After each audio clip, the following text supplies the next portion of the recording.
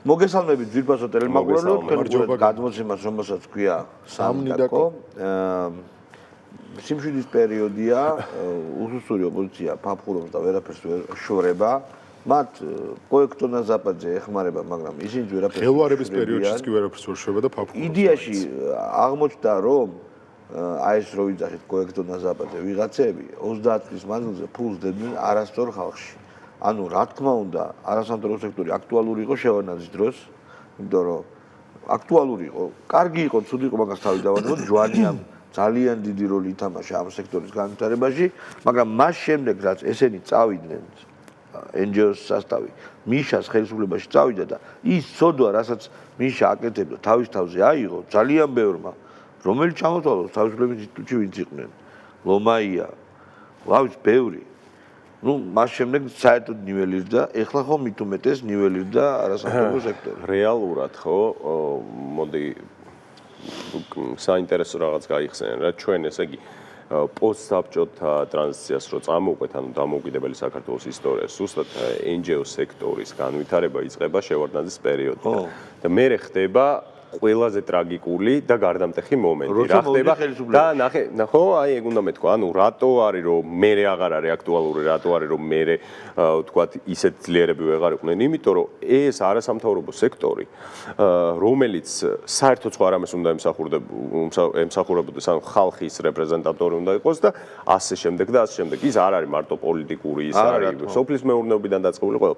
არასამთავრობო სექტორი აღმოჩნდა ჩვეულებრივი, ესე იგი ტრამპლინი, რითიც შენ შედიხარ პოლიტიკაში. მეცაც გეტყვი. და პოლიტიკა რეალურად ძალიან პოლიტიკური კლასი და NGO კლასი ძალიან უნდა განსხვავდებოდეს ერთმანეთისგან. ურე, რა მოხდა მაშინ? მაშინ შენ თქვით კი არ წავიდნენ. მაშინაც არასამთავრობო სექტორი უცხოველეს მონაწილეობას იღებდა ეგრეთ წოდებულ რევოლუციაში. სოროსის ხელმძღვანელი, მაგას ვამბობ რა. სოროსის ხელმძღვანელი რევკომის ერთ-ერთი ეს ჰიპოთეტურად არსებობდა ეს HR-ში, ანუ დოკუმენტები რევკომს არ გამოუცია, მაგრამ არსებობდა რაღაც პირთაწრე, რომელიც ხელმძღვანელობდა ამ პროცესებს. რევკომის ერთ-ერთი წევრი იყო კახალომაია. ანუ სოროსის ფონდის ხელმძღვანელი. და ესე იგი ეს გარდაუვალი იყო. ისინი რომ წავიდნენ, შეთქვით კი არ წავიდნენ. ხო, გარდაუვალი იყო, რომ ძალიან სიმპტომატური და მნიშვნელოვანი, რომ დასავლეთ ევროპაში გინდა ამერიკაში ხო არასამთავრობო სექტორი, ანუ NGO კლასი და პოლიტიკური კლასი არის სრულიად განსხვავებული ერთმანეთისგან და მათი შერწყმა არ შეიძლება არაფრით. ანუ პოლიტიკურ კლასს სრულიად სხვა კარიერა უნდა და სხვა კარიერა აქვს. სხვა ინტერესებია, ის სხვა ინტერესებია ხელისუფლებაში. კი ბატონო, და მათი მიზანია ხალხთან სხვანაირი საუბარი და სხვა და რაც მთავარია, სხვა კარიერული ნაბიჯები აქვს გადასადგური. ჩვენ ესე იგი, ნახე პრინციპში მედია სივრცე, პოლიტიკა და NGO ერთმანეთისგან გამიჯნული და დიფერენცირებული რომ უნდა იყოს, ამაზე აღარ არის.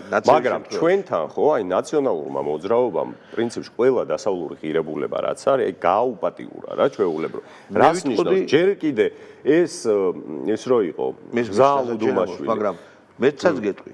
ეს არ არის მხოლოდ ნაციონალური მოძრაობის დამსახურება. ლიბერალური კლასი. ფულს იხდიდა იმათ მოისურვეს ესე, რომ ესენი ყოფილიყო ერთიანი ფრონტი და როცა დააშკიდა, რატო არ გამოადგა პირიქით ეს ხო ქვეყანას ეს ქვეყანას არ იცოდნენ, რა არ იცოდნენ? მაშინ მოდი ესეთი რაღაც ვთქვა რა. მათ ეგონათ რომ ამხელად მათივე კვლევები ხო ქონდათ, სადაც 4% აქვს ნდობა თუ ყველაზე დაბალი ნდობის მაჩვენებელი აქვს NGO სექტორში. მათ ეგონათ, ამათ ხალხს ეგონათ, მე წარმოგიდგენია, რომ უდიდესი ფული რომელსაც 30 წლის მანძილზე ახარჯავდნენ პლუს ევროპის იდეა, რომელიც ბევრს უმეტესობას მოსწონს, ერთად და ამას უნდა დამატებოდა მთავრობის სისუსტე, რასაც მიჩვეულნი არიან 2003 წელს. კი ბატონო. ოღონდ ეს მთავრობა სუსტი არ არის რა, ხელისუფლება. ხოდა აი ეს ყველაფერი კუმულატიურად რაღაც შედეგს მისცემდა. სწორედ იმაზე იყო ეს იანვრამდე გათვლა რეფორმების გატარების ვადა, იანვრამდე უნდა მოგვცეს, მაგრამ საკუთარი თვალით რომ დაინახეს, რომ კი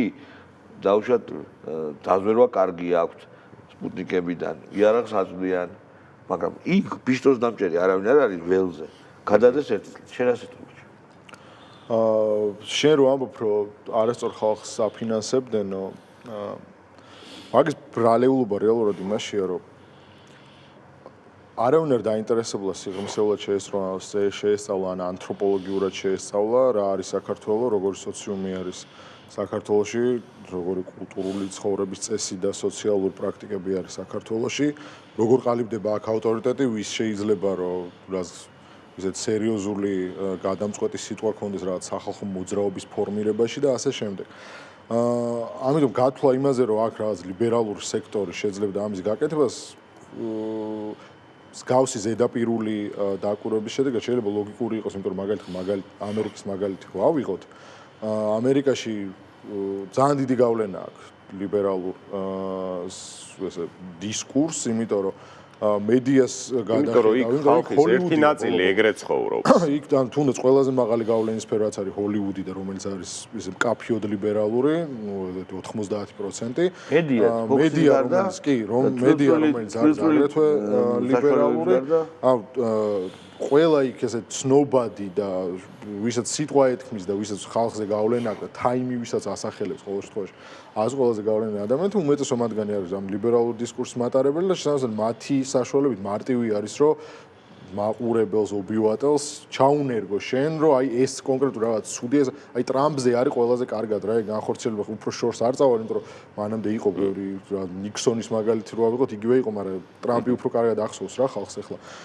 ტრამპის მაგალითი ზუსტად ეგ იყო რომ თელი ამ რაც ჩამოთვალე ამ წყება ლიბერალური დისკურსის წარმომადგენელი ეშელონების საშუალებით ამ ტრამპის ხარდაჭერა გახდა ისეთი პრობლემატური საჯარო სივრცეში რომ ამ შენ შემდეგ ავტომატურად გეხებოდა ეს cancel culture-ი რომელიც გეუბნებოდა რომ შენ თუ ტრამპს უჭერ თუ Kanye West-ი არ ხარ რომელიც არის მილიარდერი პირველი შავკანიანი რომელსაც ყველა სადაც გჭირდებოდა სადაც არ შეყო ხე ყველგან ტრამპი დაგესაფორთებინა სხვანაირად არ გამოდის რა იმიტომ რომ მე მახსოვს აი Ice Cube ხო გახსოვს 80-იანების ფუძემდებელი ესეთ მნიშვნელოვანი ამერიკელი რეპერი რომელიც კაციშვილმა არ ვიცოდი თურმე მუშაობდა ტრამპის ადმინისტრაციაში ციხეების რეფორმის გავლენით და ეგ როდესაც გასაჯაროვდა Ice Cube იყო აი როგორი შეშინებული იცი პირველად ნახე Ice Cube ხო ის და რა განგსტერული რეპი და ბიჭო და თან შემსრულებელი ტიპი იყო ანუ კამერის კრიმინალი იყო ადრე იმენა რაღაც სოფონიჟარეზე რომ ნოდარ მელაძეზე ამბობს სუნი აზდისო ეგრე და რაღაცა მე მარტო მინდა რომ რაღაც ციხეში შავკანიანები კარგად იყო მარტო ამიტომ არა აქტორე აი არ შემეტენოს ტრამპის ხარდამჭერობა რა და ამაზე ხო აი თავიდან ბოლომდე ამ ლიბერალურმა დისკურსმა იმუშავა მარტო მაგან ძალიან მიიყვანა ქვეყანა ეგ თავისთავად მაგრამ უყურე მაგ გამოცდილების მაგ ცოდნის და იქინა გამომდინარე რომ ჩვენთან არ უმუშავიათ სიღრმისეულად არ შეუსწავლია ჩვენს ერზაცი აქვს შაბლონი აქვს ამოიღეს ჩათვალეს რომ აქ ვინც არის ეგ ლიბერალური გავლენის აქტორები ამათ მივცეთ მოდი და ესე რაღაცას შეძლებენ ну просто მე ნახეს რომ პოლიტიკოსებს ეს არ გამოსდით მედიას უარესად ეს არ გამოსდით NGO სექტორს და ამ ვითომ სამოქალაქო საზოგადოებასაც საერთოდ არაფერი არ გამოვიდა. ძალიან საინტერესოა. ხო და მე მართლა წინა რამდენიმე დღის წინ დავსვი მაგ ეგ კითხვა ერთ-ერთ გადაცემაში ჩვენსაში რომ ვის აირჩიონ შემდეგში, იმიტომ რომ ანუ აშკარაა რომ ერთსაც ვეღარ დაუბრუნდები. უნდა აირჩიონ ვიღაც. ვერ ირჩევენ ვერავის. ხო და ეს ერთი წელი იქნება გამონახონ ვიღაც ახალი მოთამაშე. თქვენ დასავლური აზროვნების განვითარების წესს, დასავლურ პოლიტიკურ ფილოსოფიას მეტად იცნობთ. და რა არის ლიბერალური იდეოლოგია, ხო? ლიბერალური იდეოლოგია არის ინდივიდუალიზმის ზეახსვლა კოლექტივურის დაჩაგვის ხარჯზე, ხო? და ეს არის სისტემა, სადაც თამაშის წესები გარკვეულ ბალანსს, წონასწორობას, პლურალიზმს და მრავალმხრივობას განაპირობებენ, ხო? მოდი და რა გამოჩნდა? როდესაც კელი დეგნანს დაუწყეს შეკითხვების დასმა, კელი დეგნანი წავიდა სვანეთში იცეკვა იქ. ხო, იცეკვა რა, დახა იქ სვანური ეროვნული ფოლკლორი, ალბათ ესა პატრიოტიზმის ნიშნად, ასევე გვახსოვს როგორ დადიოდა მეუფე იოსებთან მე მგონი კელაფრთხილში, მაგრამ აი რა არესმით, ჩემს საერთოდ ფუნდამენტურად რა არესმით ლიბერალებს და დასავლურ ლიბერალებს. როცა ის ამბობს, რომ აი ვიყავი ამ ჯგუფთან ეკლესიაში დავანთე სამთელი ვილოცე სვანური ფოლკლორე, სვანი კაცები მოვინახულე, მერე წავედი LGBT დღის აღსანიშნავად, ხო? და იმიტომ რომ ეს გასაგებია რომ აქაც პატივი ვეცი და აქაც პატივი ვეცი.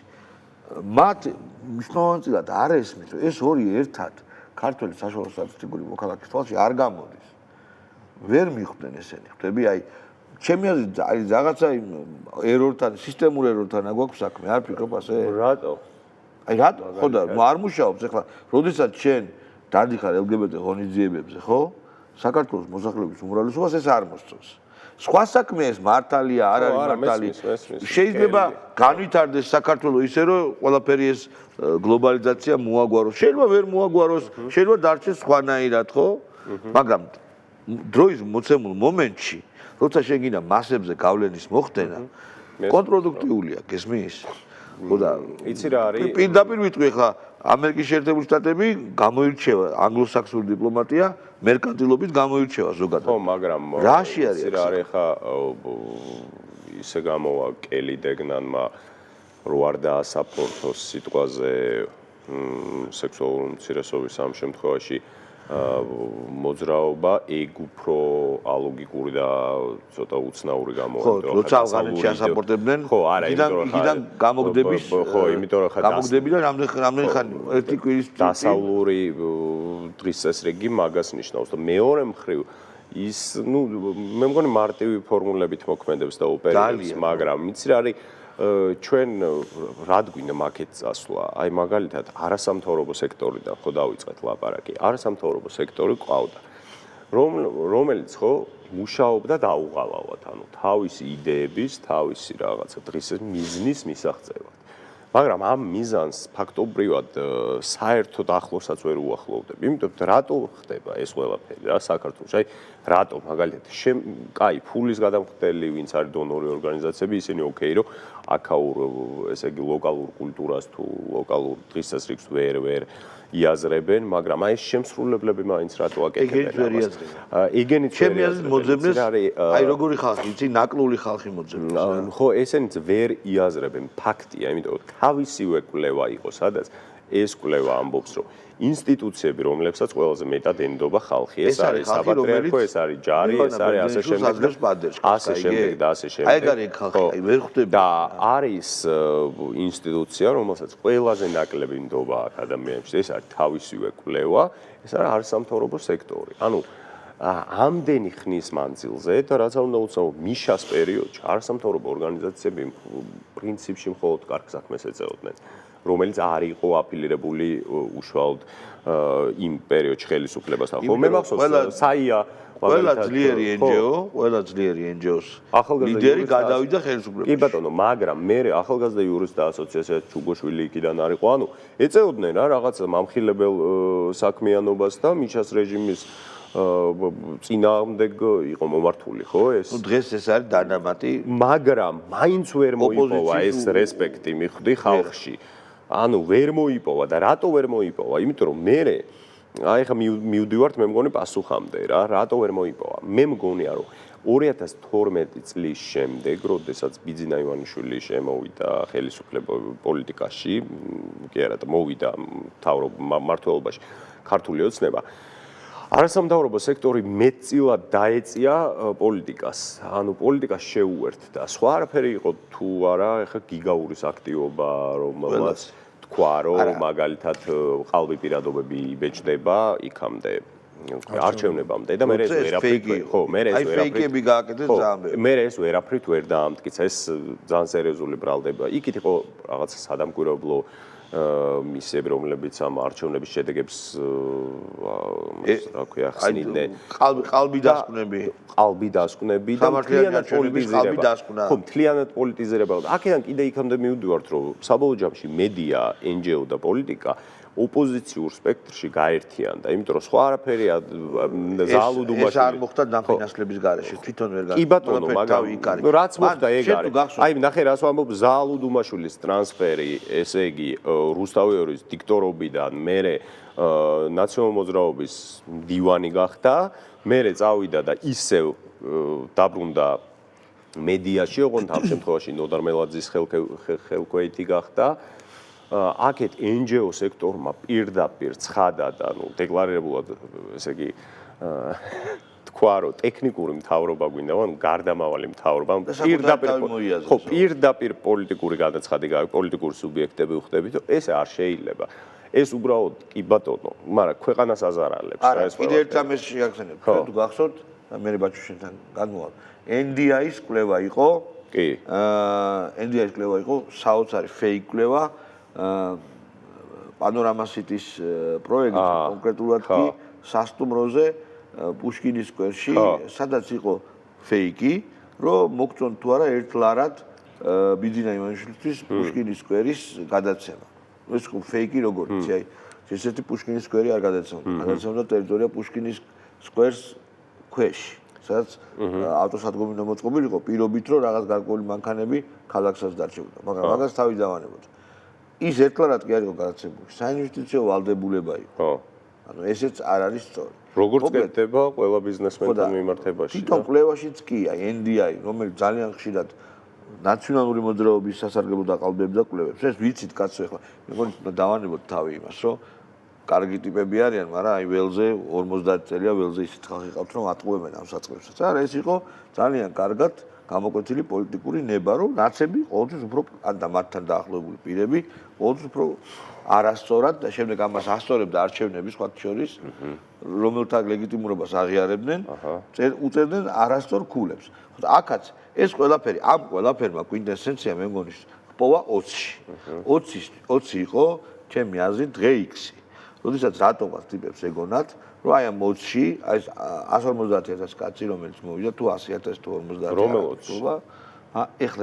ეხლა 150,000 კი არა ყველანაირი დათვლით მე გავიარე ეგ საკითხები აი რანაირი დედუქცია აღარ გამოვიყენე რა წყაროები აღარ მოვიშველი ვის აღარ დავეკითხე მაქსიმუმი არის 40,000 რა მაგონთ მაქსიმუმი რა ძალიან კარგი მაქსიმუმი 150 არ ყოფილა მაგრამ რომც ყოფილიყო ეს იყო პოზიტიური დღის წესრიგი სადაც ევროპას ვინ ასაპორტებს იმას გამოხატავდა და იქ ქართული ოცნების მხარდამჭერებიც იყვნენ 20-ში რომ მოვიდა ხალხის რაღაც გარკვეული რაოდენობა 24-ში და შემდეგ 3-ში მოვიდა უფრო მეტი და მასის ძალიან დიდი ზეწოლის შედეგად განვითარდებოდა პროვოცირებული იქნებოდა რაღაცა არასასურველი ასე ვთქვათ განვითარება ხო ჩვენ არც ერთი მაშინ NGO ტიპი არ იძახდა რომ ეს არ არის რევოლუციისთვის არის მე დაიწყეს ცოტა მოგვიანებით თუ ჩვენ რევოლუციას კი არ ვახდენთ მაგრამ ყველას ქონდა მოდი გულახლა ვთქვათ რა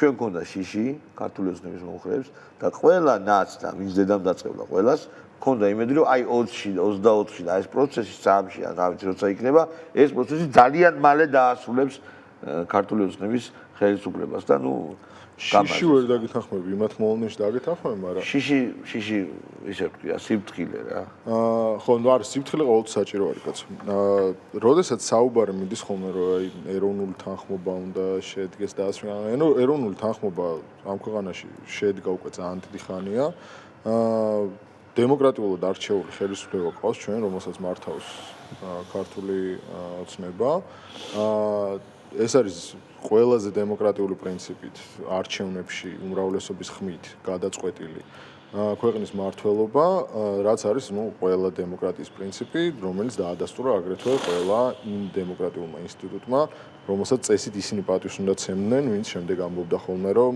გაყალბებული არჩევნები არის. ამ პირობებში, როდესაც ჩვენ მყავს ოპოზიციის ბევრ ფლანგზე ხო ვილაპარაკებთ, ეხლა ბოლო ამ NGO სამოქალაქო სექტორის ფლანგზე რო გავიდეთ. უყურებ რო წარმოვიდგინოთ იმ პერსპექტივიდან ჩვენი მხედველობა, სადაც დგანან ადამიანები, რომლებიც უნდა მოახდინონ ჩვენთან რევოლუცია და მათ ჭირდებათ, რომ მოიძიონ ამისთვის ჯგუფი, ინდივიდები და საბოლოოდ ჯგუფი, ვინც ამას განახორციელებს რა. ანუ დასაყრდენი ხო სად უნდა ეძებონ? პირველ რიგში ეს უნდა იყოს ადამიანი, რომელსაც ეროვნული ღირებულებები, მამულის შეგრძნება არ გააჩნია. ხო. ეს ანუ მასში არ უნდა იყოს, იმიტომ რომ მას არ გასწორს ის სიტუაცია. ხო, პირველივე ეგ დაკვეთა, როგორც კი შენ გესმის, რომ ვიხმარ ამ სიტყვას, იმიტომ რომ მსგავს გადანაწილებაში ავასწორი. მომხდური რომ გეუნება რომ შენ ქვეყანაში მე მინდა რომ დავალაგო სიტუაცია, არ გაგისწორდება შენი ქვეყანა თუ გიყვარს რა. ან გიყვარს კი არა, რაღაც ემოცია მაინც თუ გაქვს რა, მამულიშვილური ემოცია თუ გაქვს, არ გაგისწორდება. ანუ შეიძლება თავიდანვე უგებაში იქნები ეს ადამიანთან. მეორე თემა არის რომ ანუ ეს ადამიანი არ გაგისწორდება და პაპატიე ძალიან გაგიწდება და არ გაგიწდება. არა, აგრესიაში გადავა, კაცო. როდესაც შენ რამე პრობლემები გაქვს და უცებ ჰაი, ამერიკელები ნახეთ, ჰაი, ევროპელები ნახეთ, დედასუტირებენ. ეგეც ძალიან დამამცირებელია. მეორე საკითხი, რომელიც შეიძლება რომ იმ პერსპექტივიდან ვიყურები ახლა და მაგის მიხედვით განსჭი. მეორე საკითხი, რომელიც ან რამ შეგიძლება გაფიქრებინოს, ხო, რომ აი წამოყვება ეს ადამიანი. მეორე საკითხი არის, რომ რაღაც ფინანსურ უზრუნველყოფას შევთავაზებ მე. ისეც რომ ანუ აი ამის გამო იზამენ. როდესაც ანუ იდეა დადის საბოლოოდ მერკანტილიზმამდე, რაც შენახსენე წერა. შეუძლებელია რომ იქ ან ბრძოლის უნარიანობა იყოს რეალური ემოციით და ჟინით სავსე. ნებისმიერი ბრძოლის ასპარეზი, სადაც რეალური ვნება, ჟინი და მართლა ისეთი მნიშვნელოვანი ფუნდამენტური იდეა არ არსებობს, ანუ შეიძლება ერთხელ როგორც ეს 20-ში იყო, კი ვიღაცა მოატყუო, რაღაცა სწორი მარკეტინგი აწარმოო. აი როგორც ხო ისეთი კარგი ჰოლივუდური ფილმი რო ავიღოთ რა, რომელიც რაღაც აი ლამაზ სამყაროს გიხატავს, მაგრამ ანუ საპნის ბუშტია ხო ეს რა, ანუ ერთი თითის შეხება გინდა იმ რეალურ სამყაროზე. ბოლო Google სატელიტით დახედვა გინდა, რომ ნახო რა არის სინამდვილეში რა. ხო და ეგრე იფუშება. უბრალოდ ან ჩვენთან მართლა მაგ მიდგომით გამოჩნდნენ ეს ადამიანები, რომ აი როგორც ხდება ესეთ ყველაზე ბანალურ პროპაგანდისტულ ვიდეოში ეგრე შეგვიძლია ჩვენ რომ ესენი ავაყირავთ, იმიტომ რომ ესენი ხო მესამე სამყაროს წარმომადგენლები არიან რა. ხო ანუ შეიძლება ბიჭო უყურებ თემა რა არის, შეიძლება ანუ მართლა ისე მოსულელდნენ ესენი რომ მათ რიტორიკას დაუჯერეს. ამ შემთხვევაში სირცხვილი არ ვაუბრობ. მათ რიტორიკას დაუჯერეს რომ აქეთ ბნელები, ორკები, გაუნათლებლები ანუ დაუბანები. ხო, მათი ესე იგი მოფუჭება ყველაზე მარტივია, ანუ მათი რაღაც ინტელექტუალურ პაექრობაში დამარცხება მარტივია, მათთვის ყველაფრის დაჯერება, ყველაფრის შეჭმა მარტივი არის. ამიტომ ჩვენ თუ საკმარის რესურსს მოგცემთ იმისათვის, რომ ფართოდ გავშალოთ ჩვენი ნარატივი, ამას შევასრულოთ. ცოტა ხანი დისკრეტინებულ პირებს მოგვაშორებთ? ხო. ცოტა ხანი. კი არა, იმიტომ რომ ეგ ცალსახაა და გამოჩნდა კიდევაც, რომ ისინი ხვდებიან, რომ ანუ არ შეიძლება რა ამ სნეულ კასტას უნდა ესენი უარესად. ეგ ბიჭო, იცი რატო არის ეგ უარესი, რომ შეუსრულებელი მისია ხო აქ ნანახი. ნიღბებს რო იხსნიან რა. ანუ მაგ მომენტში ხო ბევრად ცუდია რომ გონია რომ შენი მეგობარი არის ის და ის გიჩალიჩებს რა. მაგრამ მე სახეს რო იხსნის მომენტ შვიდდები რა, რა თურმე ის ყოფილა რა, ეს ტიპი არ ყოფილა ეგეთი ცბიერი და ფლიდი რა. ზუსტად ეგ ამ ნიღბის მოხდის თემა არის რა. ნახოთ ორი ფოტო, გავუშვით. ესე იგი 20-ში ვაშაძემ დაგმო ევროკავშირის ელჩის კარხარცელის მისამართით ქართული ოცნების თავმჯდომარის ირაკლი კობახიძის დაუსახურებელი თავდასხმა. მადლობას უხდით, ესე თქვა მან ვაშაძემ ბატონ ჰარცელს 20 წლიანი და გაწეული სამსახურისთვის და სულ ხარდაჭერას უცხადეთ მას. შეგახსენებთ, რომ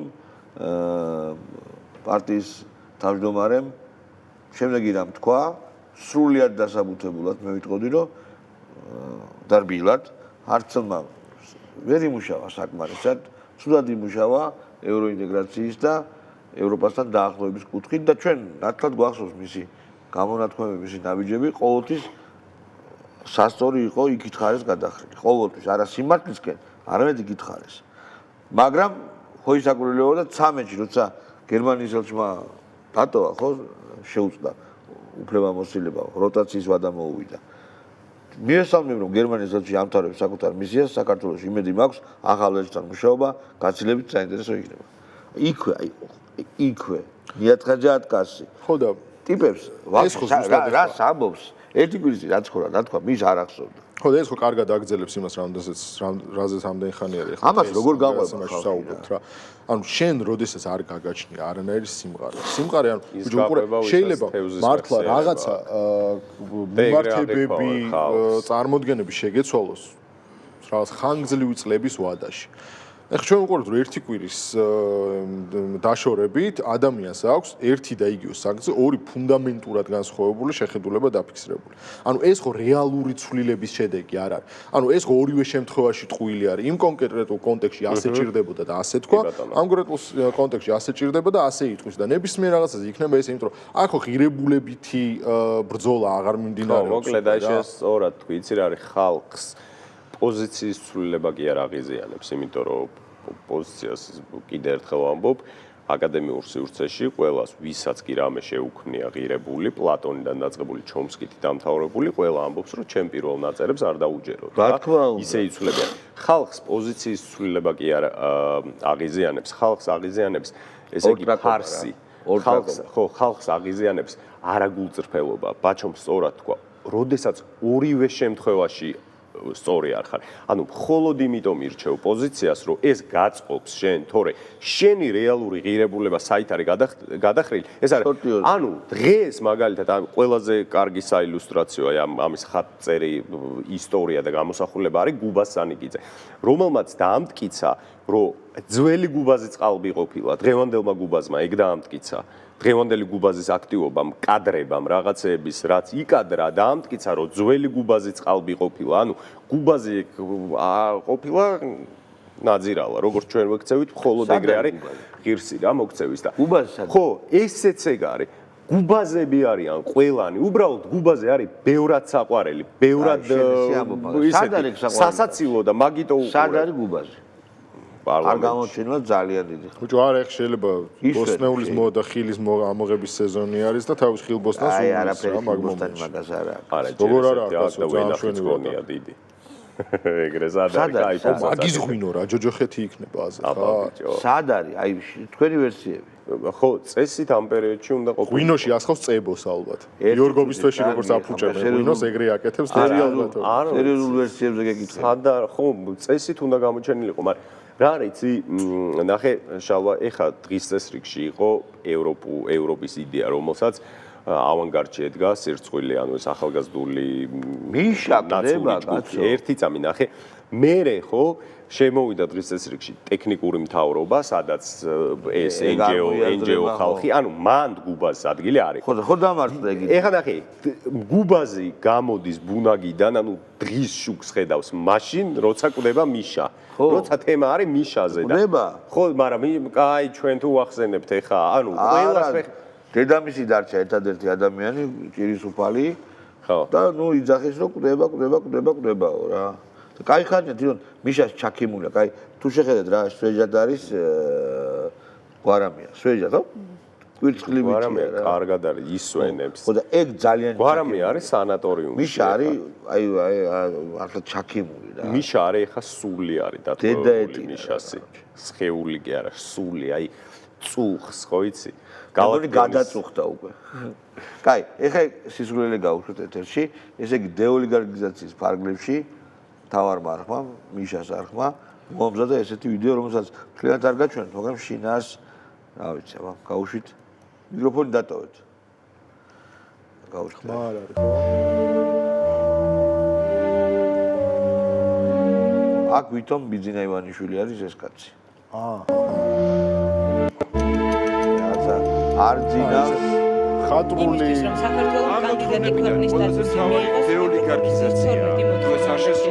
სახელებს ეს თავარი არხის და TV პირველის ნარატივები ამ დებილებს უცხოელები მაინც ჩაერთოთ, ხო? ხო ხდები არა როგორ აკეთებენ რა, მაგრამ ამას ბიზნეს თურმე აღელვებს TV პირველ აღელვა ბილი პასაჟი ნარკოსიდან ესე რო დგას აქსალიზმი ქვია ამას. სტაბილოსანი. დაჩინვა სტაბილოსზე ვაითქვე უბედურებო თქვენ. მოცარტის გამოყენების უფლება ვინ მიცა ამათ? არა. ესეთ გოიმობაში.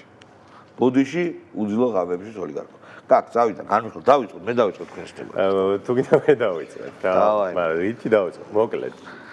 შედაიწყე, მე გავაგზავნე. რაც მინდა ვთქვა ამაზე მე ბლოგიც მაქვს ჩაწერილი, მე ლიბერალებმა წაიღეს ეს ჩემი ვიდეო და ათრიას ყველა ოლზე და მოანწყეს, მაგრამ დღესაც იგივე პოზიციაზე ვრჩები და ძალიან მკაცრად წამს იმის, რომ სტაფილოს წვენი ძალიან კარგად გამოხატავს ბიძინა ივანიშვილს. ანუ სტაფილოს წვენი რა არის რა? შენ ეგოზე, შენ სურვილებზე და შენ ვნებებზე გამარჯვება არის. ანუ რას გულისხმობ რა? კმარას ვიდეოები რო ნახო, არიან ძალიან გამხდარი ტიპები. პოლიტიკაში მოდიან და ჭამა გადააქციეს რელიგიად, ანუ თავის ვნებებს. ეხლა ხო ნახეთ რა მიშა რა ტიპი იყო. ვერც ერთ ქალზე ვერ ამბობდა უარს, ყველანაირ მორალს გადადიოდა, ვერც ერთ საჭმელზე ვერ ამბობდა უარს, 30 ტრუბოჩკა ჭამდა, ერთ ჭამაზეო. მე ვიცი ბელასტროტი შეჭამა და მე ბელას იჭერდნენ. ხო. ბიძინა ივანიშვილი კიდე არის ამის ანტიპოდი, როცა ადამიანი თავის ვნებებს თრგუნავს, კი ბატონო, დილითა ესე იყვი. ან სურვილების საწინააღმდეგო სიარული, რა ვიცი, ლაოძიმ ეგრე თქვა, მე მაქეთ ყველა დანარჩენი ეთიკა ლაპარაკობდა მაგას, რომ თუ დადრგუნავ შენ ვნებებს, მაშინ დაინახავ გზას, დაოს. ელინები. კი ბატონო, დაო ლაოძის ფილოსოფიაში ხო გზა. ან მე ესე ვხედავ რა და მე ვებრძვი ჩემ ვნებებს. ბოლო პერიოდში განსაკუთრებით მაქ გზა არ შეუძლია, მაგრამ ნუ ძალიან მიჭირს, ძალიან რთულია, წარმოუდგენელი ჯერჯერობით რა. და ამათმა ვაფშე ყველაფერი ცუდად აქვს. მეორე საკითხი რა იყო რა? ბიძინა ივანიშვილს როგორ მოიხსენებდნენ თუ გახსოვს ეგენი? ოლიგარქი. არა, ხიხოს რო ეძახდნენ გახსოვს. და შენ ხვდები რომ ესე იგი, სოფლიდან რო ჩამოვიდა ეს ცუდიაო და რაღაცა. ეგ იმათ არა თქვა კაცო. გურჯანაძე, მთელი ამერიკული კინოს ისტორია არის ის რომ ამერიკული ოცნება არის ის რომ ადამიანს თავიდან არაფერი არ გააჩნია ესე და იმან მიაღწია საკუთარი შრომით და ავიდა მწვერვალზე რა და მთელი ამერიკული კინოს მუღამი ეს არის Forrest Gump-იც ეგ არის მაგაზე გელაპარაკებენ ამერიკული კინოს კი არა ამერიკული ფილოსოფია ეგ და აქედან პრო დასავლელი ლიბერალები ამ იდეას ეძახიან არა ეს ესეაო და ბიჭო რა არის იცი ბიძინა ივანიშვილმა ესე იგი ალბათ მე კიდე უფრო კარგად რო შეხედა ამ ყველაფერს რა რაც ხდებოდა იცი რა არის რაც არ უნდა გაეკეთებინა უკვე ეს მთავარი არქიტრავი პირველი ფორმა ანუ ოპოზიციური სპექტრი გადაიქცა მის როგორ მაკრიტიკებლად იცი რაც არ უნდა გაეკეთებინა აი კოვიდის ფონდში ფული გადარიცხა რატო გადარიცხა რაღაცა სამება აშენა რატო აშენა იპოდრომი იმიტომ აშენა რომ პოლიტიკაში მოსვლა უნდა და იპოდრომის სიტყვაზე აჩუქა აბა სად არის სახელმწიფოს არა რას ქვია აჩუქა ესე ვინას გაჩუქებს დენდროპარკი თავის უნდა ეგერთ მეორე პაბლო ესკობარსაც კონდა ეგრე დენდრო ანუ მოკლედ ქმედება არ არსებობს რომელზეც შეიძლება თქვა რომ ხო აი ოპოზიციიდან არ გვახსოვს ქმედება არ არის სადაც უთქვავთ რომ მოდი აი ეს კაი იყო რა გახსენდება არა აი სურათის დაბრუნებაზე ვერ იძახიან ვერაფერს ამიტომ ჩუმად არის როგორ მთელი რიგი ხატრული ნაწარმოები ტილოები დააბრუნა კაცმა იყიდა მოიძია და დააბრუნა ფიროსმანის და ასე შემდეგ დააბრუნა საქართველოს დაუბრუნა მაგაზე არაფერს არ ამბობენ შალვატორე საქმეზე თუ მიდგა რა სიტყვია რა კითხე და გეტყვიან ძალიან კარგად გეტყვიან აი პოლიტიკური ხატვარია და რატო დააბრუნაო რა პოლიტიკური მიზნებით კაცო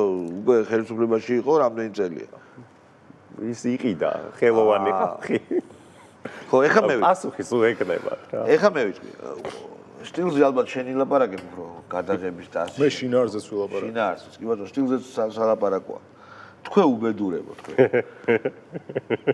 ამის მაქვს ბედნიერება რომ მეტაკლებად ვიცნობ ამ კაცს რა ისეთ სიტუაციაშიც კი როდესაც იყო ხალხი და ეხაო სპეცრაზმი წამოვიდაო მიშას დროს და ალბათ აიღებენო რა ამასო სადაც ხალხი რეალურად დამთხა რა ადამიანები არიან ისეთი უშიშარი უდარდელი და ისეთი აშკაცური იყო რომ შეგშურდება რა უძილო ღამეები თქვენ ვაფშე ეგ ძალიან მაგარია კი რა უძილო მეტი საქმე არა ბიძინა ივანიშვილი ტევე პირველი რასაც გადმოსწევს და გვარამია რასაც ჩრიტინებს ეხა უკვე იგი სადაც არის ხო ამის გამო ქონდეს უძილო ღამეები შედეგები თქვენ უბადრუკებო შედეგებით იმჯელეთ მიშა ციხეშია გვარამია ციხეშია ტელევიზიები ფარჩაკდებიან ყოველ წუთში ვერც ერთი გადატრიალება შალვა რაღაცას ჩავამატებ რა შედეგებით იმსჯელეთ რომ ამობ არა მარტო ციხეშია პლუს რას დაემსგავს არა ეგ არის გუბასანიკიძე რას დაემსგავს მიშა რას დაემსგავს სანთლით ხელში უკრაინის დროშა არასწორად აცვია და ბლუყუნებს რაღაც კიდე ადრე იყო და ეხლა ის არის და ზოგი ადამიანი ამბობს მუმიას ავითო იხწნებაო ზოგი ამბობს ჯამრთელად ეხლა არის მოსნეული რა ხვდები არის მიტოვებული ყველასგან გაწირული ვიღაცა ყოფილი კლოუნი რა მაგას თავის დავარებოთ შედეგებით ხო 10 წელი ასე დიდხანს ხელისუფლებაში საქართველოში არავინ არ ყოფილა. კი ბატონო. 10 წელია ხელისუფლებაში არის ქართული ოცნება, მისი ყოფილი პარტია. ყველა არჩევნებს, როცა ბიძინა იყო, როცა ბიძინა არ იყო, ყველას იგებს, ყველას. თან ისე იგებს, რომ არბიტრს ხო დასავლეთს, რომელსაც დიახაც აქვს გარკვეული როგორც გამოჩნდა ანგაჟირებული ინტერესი, ხო რომ მიეხმაროს ოპოზიციას, ვერაფერს ვერ აგობს. კი რაღაცა ფრაზებში იხლარდება რაღაცებს ამბობს არჩევნების შედეგების შეფასებაზე, მაგრამ აუცილებელია ამბობს რა, ვერ გაურბის იმას, რომ ეს არჩევნები იყო ქართული ხალხის აზრის გამოხატვა. ხო და რა უძილო ღამეები თქვენ მართლა ხო. ბოდიში თავარ ვარ ხო. მოუხადეთ თქვენს ბელაც. მიშა სააკაშვილს, რომელსაც მართლა უძილო ღამეები აქვს, რომელიც მიატოვეთ, მიაგდეთ. არა, მე ვაფშე მაგრად მევასება, რომ მიატოვეთ ფეხებზე მკიდიხართ თქვენც და იმის ჯანმრთელობა ვაფშე არ მაინტერესებს რა. ერთი მაგის დედაცვატინე რა მიშას, მაგრამ თქვენ უნდა მოუხადოთ ბოდიში. მიატოვეთ, მიაგდეთ. ყველა მიაგდო. არავინ გიწყდებათ ლაპარაკი მაგაზე, ნაცებო, უტყდებათ. სად არის მელია? სად არის სასტავი? სად? რატო არ გამოდის? თან არ გამოდის ულაპარაკი. ბოდიში უნდა მოუხადოთ თქვენს ვირიშვილ მართლა იმას, რა ქვია, ბელაც. გამოდია და ბოდიში ჯერ რა ამბიცია, რა ბოდიში უძილო ღამეები. ვაი თქვენ პატრონს უბედურს. შენ რა სიტყვა ბაჭი? მე ეხ შალოს უსმენ და აცილე შენ ის რომ მიშაო ფეხბურთიაც და რაღაცა და რეალურად ეს ვიდეო არის მიშასთვის გადაღებული ვიდეო. მართლა? გასაკვირველია. ანუ ვიდეო რომელიც გეუბნება ბოდიში უძილო ღამეებისთვის, ანუ და რომელმაც საკუთარ თავში ამის იდეის ავტორმა, სცენარისტმა, გადაღებმა სრულმა ჯგუფმა, ბუმერიდან დაწყებული ფერების კორექცია ვინც გააკეთა იმით დამთავრებული, ყველა მიცის რომ ეს ვიდეო არის ფარსი, ეს საერთოდ არანაირ სიახლოვეს არ ჩაიგვის რეალობასთან. მაგრამ ამ ვიდეოს აკეთებენ, ანუ შესაძლოა ამ ვიდეოს აქვს თავისი კონკრეტული სეგმენტ აუდიტორია. სეგმენტ აუდიტორია პირველ რიგში არის მიშა, რომელსაც მართლა უძილო ღამეები აქვს ციხის საკანში, იმიტომ რომ მოკლებული არის ყველა იმ ხიბლს ძალაუფლებისა, რომელიც ესე ძალიან ჭირდება მას იმისთვის, რომ გამართული ჯანსაღი ესეთი ცხოვრების რიტმი შეინარჩუნოს. ნუ ჯანსაღი მისი გაგებით ჯანსაღი რასაკვირველია. ამიტომ უყურეთ, მიშა უყურებს თავს და გადის ეს ვიდეო რა და მიშა ხო ცხოველი არის. ისე ცნობიერებითაც ხო ცხოველი რა და ეგ დებილი არა მიშა ხო ამას დებილი გახდა რა შუაში არა ხო მე ყველამ კარგად იცით უძილო ღამეები ვისა რა არის ხო და მისთვის უკეთესი დამშვიდები ეს თუ ამშვიდებს არა ეს თუ ამშვიდებს ბავშვი უფრო მარტივი რთული მოსატყუებელი ყოფილი თვითონ ხო აქვს უძილო ღამეები ხო კარგად უძილო ღამეები ეს არის მიშას ის რა ქვია დასამშვიდებელი ვიდეო მიშა ამ ვიდეოს უყურებს მიშა ეხგზნება რომ აი ხო ეგრეა ხო ანუ ბიჭო რაღაც მომენტში შენც ხო იცი რომ ტყუილის დაჯერება კომფორტს განიჭებს იმიტომ რომ აი რაღაც მომენტში იმის მოსმენა გინდა კი ან არის ისეთი მომენტი როცა შენ ხვდები რომ აი რაღაცა რასაც გეუნებენ ეს ტყუილი არის, მაგრამ გირჩევნია რომ ეს აღარ ჩაეძიო და მიიღო პირდაპირ ესე და აღარ გაართულო სიტუაცია, იმიტომ რომ